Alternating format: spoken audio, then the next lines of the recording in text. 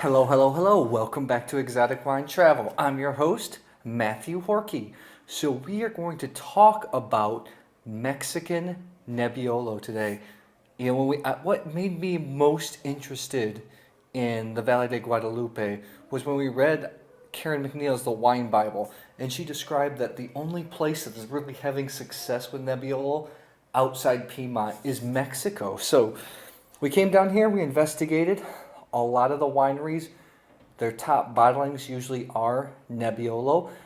But here's a funny thing. It's not 100% Piemontese Nebbiolo. There's a real Mexican Nebbiolo. Let's go back. So after World War II, when a winemaker from Santo Tomas brought some cuttings over, and they were actually stuck in the port of Veracruz, and they got stuck, they got held up by immigration, so the tags on them basically were disintegrated. And when they brought the cuttings in, they couldn't really identify them, so they just started planting things all over the place. So one winemaker actually told me that Mexican Nebbiolo is 2 parts Italian Nebbiolo and 1 part Piedirosso, which makes up the Lacrima Christi wine in Campania. So makes a lot of sense to us because the Mexican Nebbiolos, they taste Nebbiolo-esque, but they don't have all those nice haunting earth tones, tar, smoke stuff that you get with Barolo Barbaresco, don't you think? Shireen, something like that? Yeah, it's much lighter, it's much fruitier, and most of the time it still has a minty flavor. The tannins are a lot softer. Yeah, the tannins are a lot softer with Mexican Nebbiolo, much more plush. So we have both. Actually, the thing is, though, Mexican Nebbiolo is flourishing in here in the valley, but there's still a few producers that have planted Italian Nebbiolo, which seems counterintuitive. If we've been to Piedmont before, it's green, it's rolling hills, it's a little bit cooler air because you're close to the Alps, but here in Mexico, you're in the desert, here in the Baja California. So we're going to compare a few. The first one I want to talk about, this is 40% Mexican Nebbiolo. This is a fantastic producer. This is the Durand Viticultura Icaro from 2012. Can you see this? Yep, perfect. This is his top wine. 40% Nebbiolo, has some other grapes in there. 13 months in French oak, 7 months in the bottle. We met the guy. We had dinner with him.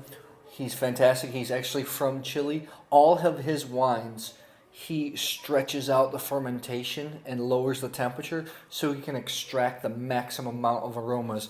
This thing, and this bad boy hit everything. Red fruit, even some plum for me, smoke, leather, tar, earth, minerals. I could just smell this forever. What do you think about that? Yeah, it's a very harmonious and very gentle wine, but when you drink it, the texture, the flavor still packs a punch and very expressive. Exactly. It's a big wine, but it still has enough finesse to pull it through. It kind of reminds me of maybe a fruitier Chateauneuf du Pape. I mean, it's not the same, but that's what I would equate it to. I have this in my Vivino, the Icaro, rated as 4.7 out of 5. I absolutely loved this wine. Let's move on to the Nebbiolo. So Shireen's excited. We met this gentleman that's been here making wine in the valley since 1965.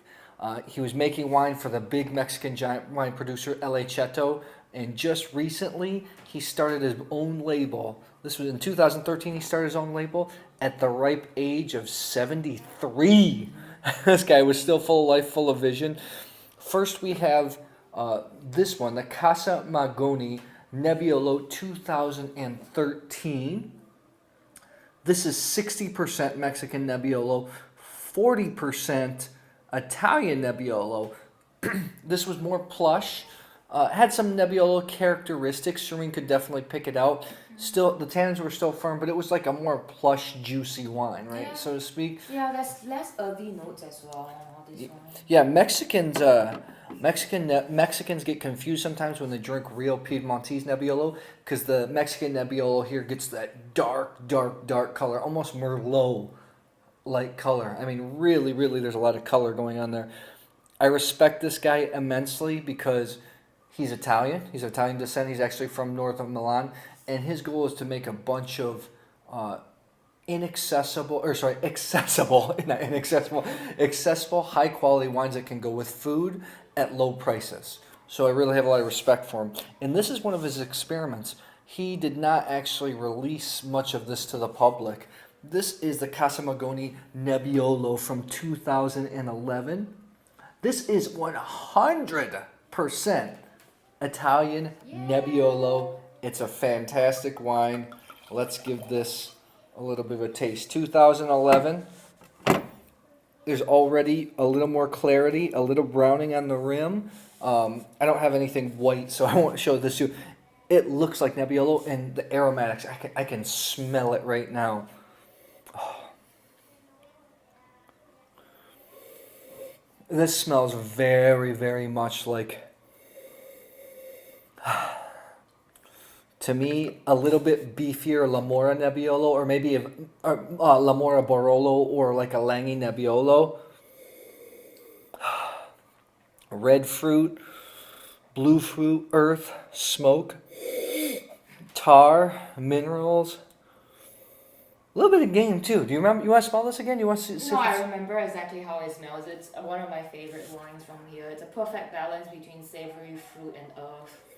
Now Nebbiolo doesn't do super well all around the world. Actually, we tasted some excellent examples in Santa Barbara County in California, and it's so funny. The climate here doesn't seem like Nebbiolo would take well to here, but we tasted a couple barrel samples from several producers here that were actually were making true Nebbiolo. So let's give this a smell.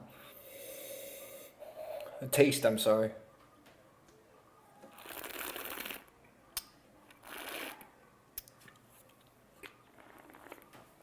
Thank you. I'd like to see him. What do you think of that?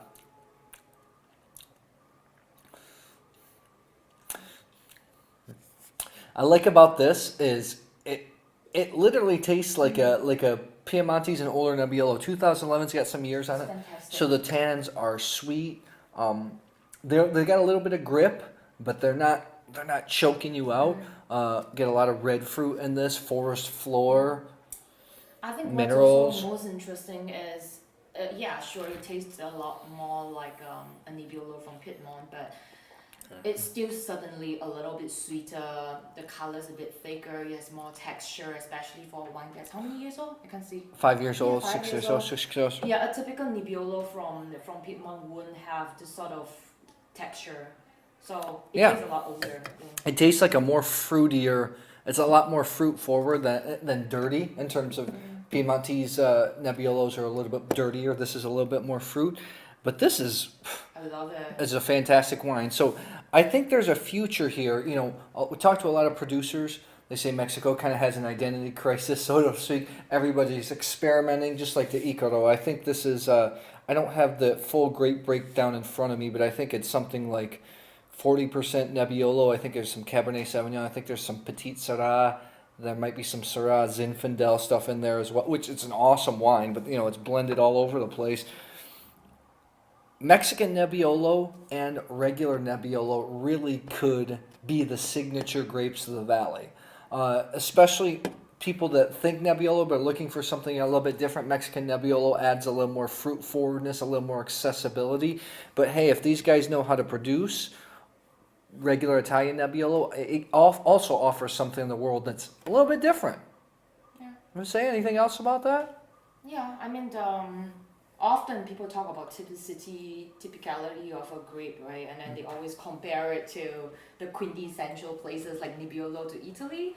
But then when you do this with Mexico and Italy, you really see the potential of the terroir, like you said earlier, that they have the ability to create a more fruity, younger, approachable Nebbiolo. Exactly.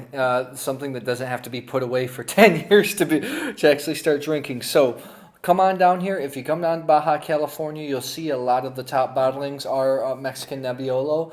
I think that you'll really enjoy them. They offer something just a little bit different.